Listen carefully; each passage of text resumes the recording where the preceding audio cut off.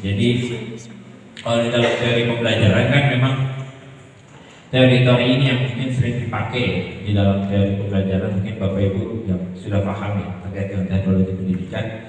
Bahwasanya kita inginkan sebetulnya ada dua. Yang pertama itu rekonstruktivisme, rekonstruksionisme. Jadi sebagaimana dia bisa merekonstruksi ya terkait dengan pengembangan budaya yang sekarang sudah ada. Kemudian juga dia bisa menjadikan sebagai eksistensialisme. Jadi dia bisa menjadi apa ya, semacam adanya si siapa namanya si peserta didik itu bisa mendapatkan nilai lebih ya. Kalau Pak Kapus itu sering menyebutkan bahwasanya keunggulan lokal namun bernuansa global. Jadi lokalnya dinaikkan tapi ada nuansa global di sini. Nah, itu yang mungkin nanti Bapak Ibu ketika ingin mengembangkan menjadi beberapa poin tersebut nanti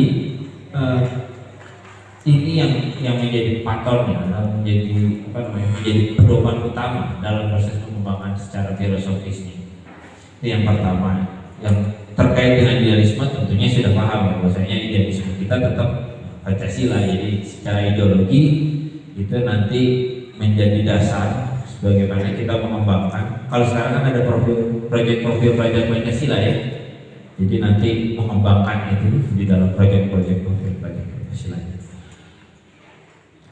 Kemudian yang kedua itu adalah landasan psikologis. Jadi di sini dalam teori pembelajaran juga ada behavioristik, kemudian kognitivisme, kemudian ada humanisme. Proses-proses pendekatan di mana ini yang menjadi dasar ketika nantinya kita memilih misalkan behaviorisme. Jadi misalkan ke proses pembiasaan diri ataupun proses teladan di dalam kegiatan pembelajaran. Kemudian ada kognitivisme, di mana dia nanti berpatokan hanya ke dalam aspek kepengetahuannya saja. Dan yang terakhir humanistik. Tiga hal ini jangan dipandang sebagai satu sisi yang bertentangan satu sama lain, tapi menjadi sesuatu yang sifatnya efektif ya, ataupun sesuatu yang sifatnya sinergi antara satu sama lain. Jadi tidak bisa kita memilih hanya behaviorisme, tetapi kita meninggalkan aspek humanistik dan aspek kognitivisme. Jadi proses yang dibangun adalah bagaimana kita bisa nanti Bapak Ibu bisa mengembangkan dari sisi pengetahuannya. Jadi dari aspek kemampuan pengetahuannya dia, tetapi juga bagaimana Bapak Ibu melakukan pembelajaran yang lebih humanistik ya. Jadi tidak hanya menerapkan proses keras, tetapi juga bagaimana bisa menjelaskan bahwasanya ini penting loh dalam kehidupan si peserta didik. Jadi ini yang perlu dikembangkan lebih lanjut di dalam proses pendidikan. Kemudian juga di dalam landasan juga ada yang namanya landasan sosiologis dan juga ada landasan teknologis. Jadi landasan-landasan inilah yang sebetulnya menjadi dasar di dalam proses pengembangan kurikulum, dan itu yang kami lakukan selama ini di dapurnya hati sebetulnya ketika memang ingin mengembangkan kurikulum. Jadi perlu ada landasan 4, baik landasan filosofis, landasan sosiologis, landasan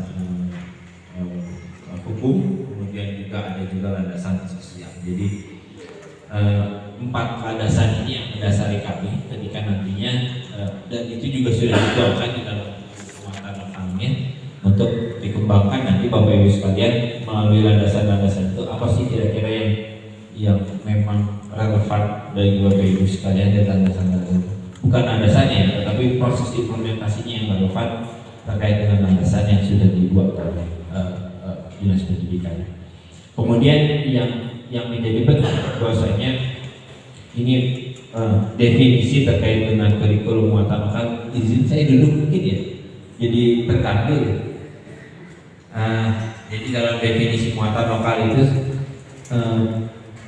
di sini dikatakan bahwasanya muatan lokal itu sebuah perangkat rencana dan pengaturan dengan tujuan, isi, bahan pelajaran yang disusun oleh satuan pendidikan sesuai dengan keragaman potensi daerah, karakteristik daerah dan keunggulan daerah. Jadi ada 3 kata kunci di sini. Adanya keragaman potensi daerah. Jadi yang dibaca gitu langsung.